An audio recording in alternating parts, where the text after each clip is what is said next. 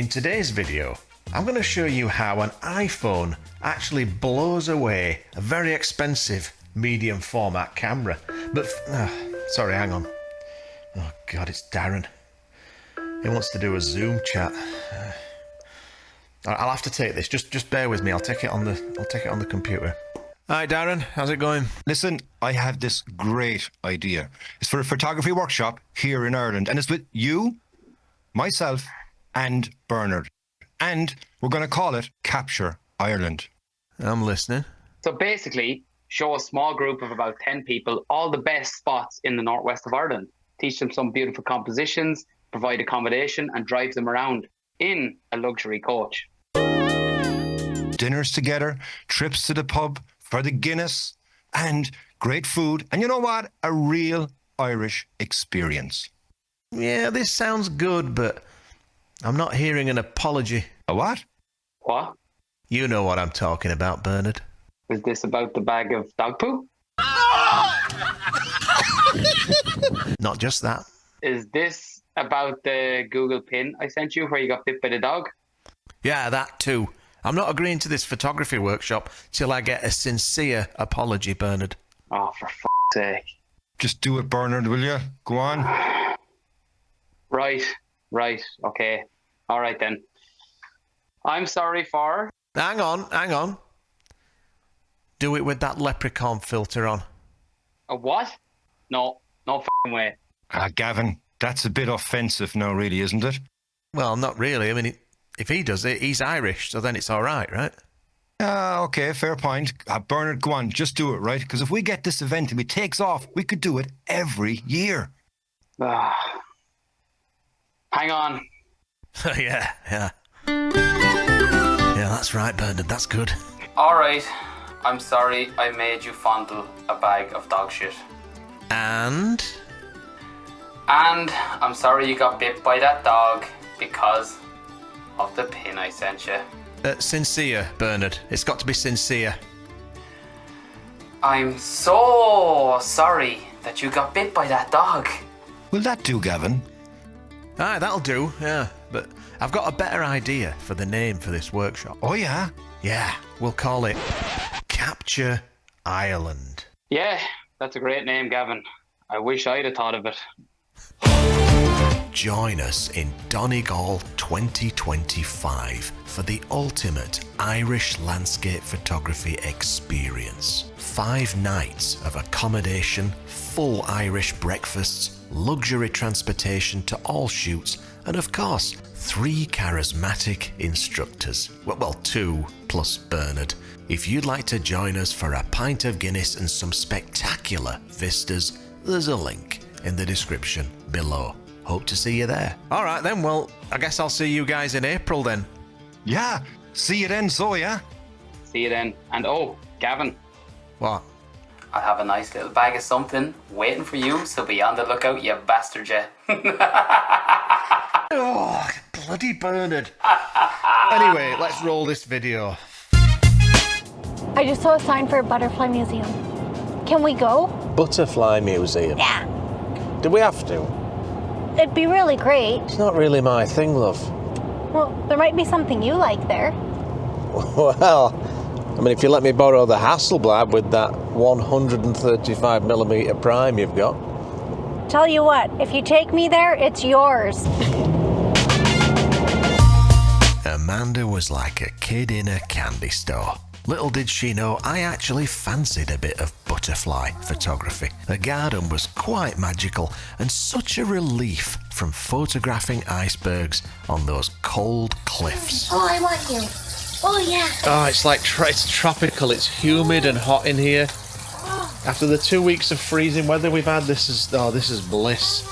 Look at these guys. Now, with that humidity comes problems. And if you know anything about professional level camera gear, you'll know that cameras and humidity are a terrible combination. Do they bite? Only if you're rude to them. Oh, I love you. Right, so I found a whole bunch of compositions that are really nice, but I've had to wait maybe 10 minutes for my camera, sorry, your camera, to not be completely covered in moisture, because the humidity in here is crazy, which I guess they need for these butterflies to survive. And we were just told that they only live 2 weeks, and every week they spend $2,000 on new butterflies, because obviously they run out. So anyway, I finally got this. This has unsteamed itself, and I finally got this lovely little orange guy framed up. Oh, that's nice. I have to get a little bit further back. That's not bad, actually. I think I might need the tripod because I'm a little bit wobbly. I've got the image stabilization on, but I'm still quite wobbly here because of my dodgy leg. But not bad little shot, that. That one was sharp.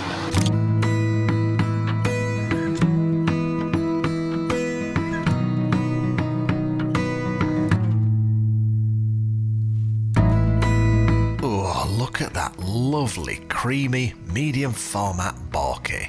But sadly, it wouldn't last long, and I'd need a plan B. Alright, well now I can't even shoot anything because I think my sensor has fogged up. Or either this element. So let's just let it breathe for a few seconds. Gather as much dust as is humanly possible in a mirrorless camera, which is pretty much the Sahara Desert.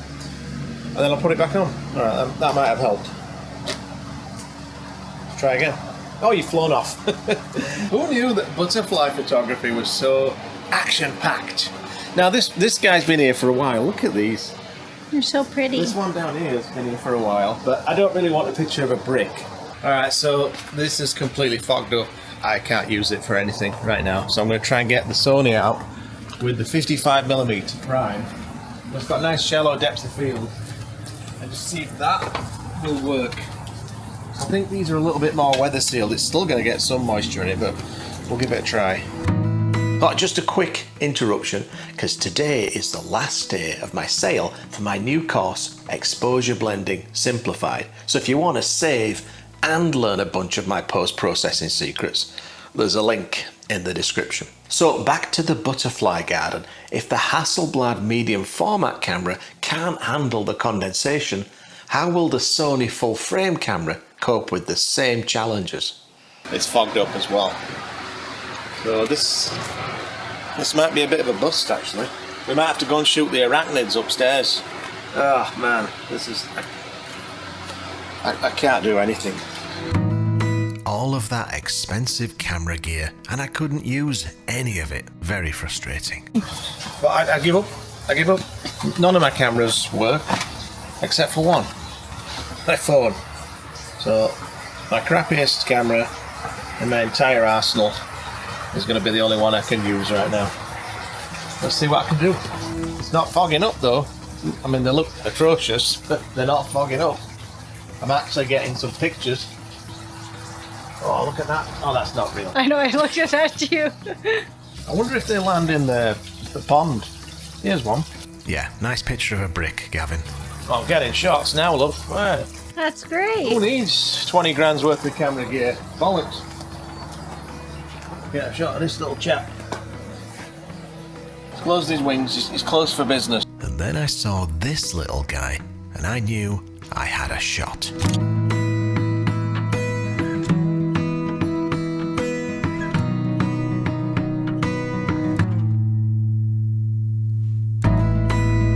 I actually shot this in JPEG, but it did require a bit of post-processing to give it a fake medium format look. So let me show you how I did it. Alright, I've got a bit of a confession to make. I lied to you in the thumbnail. I don't actually have an iPhone, that's Amanda's. What I actually shot that image with is a Samsung Galaxy S23 Android phone, but it doesn't matter. The point is, when it comes to extreme situations like this, you'll find that the camera in your phone is most likely the most reliable one that you've got. Right, let me talk you through this shot and I'll explain how I improved the bokeh on this JPEG shot.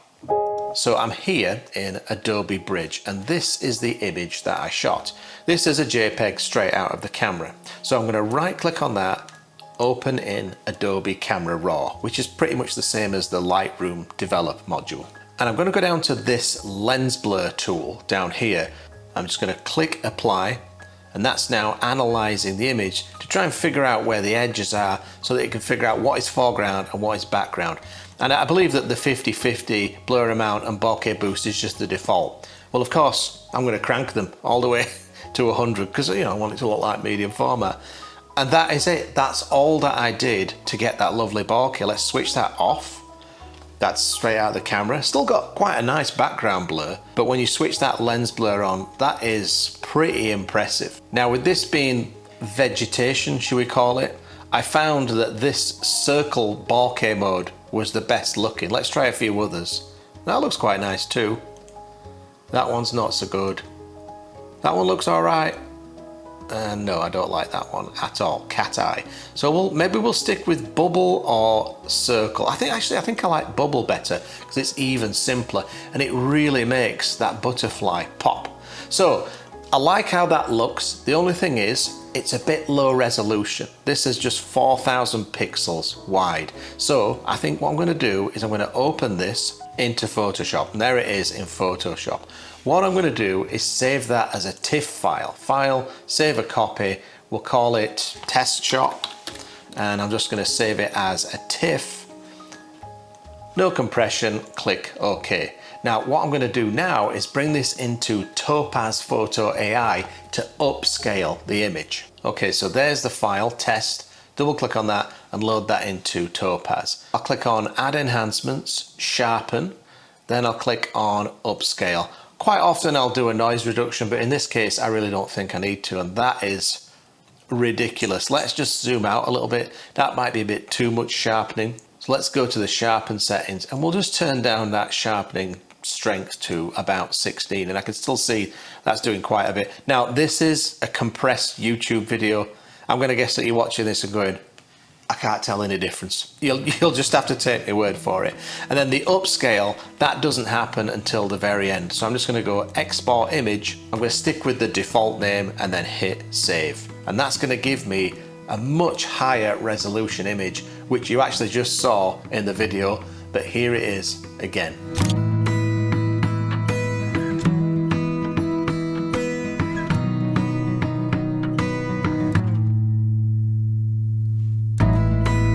If you want to get your own copy of Topaz Photo AI to sharpen, denoise and upscale your images, there's an affiliate link in the description, and it's a great way to help support this channel. So I'm trying to shoot this black and white butterfly that I've seen, but I can't bloody find it. It just flew past me, and now I can't bloody see it.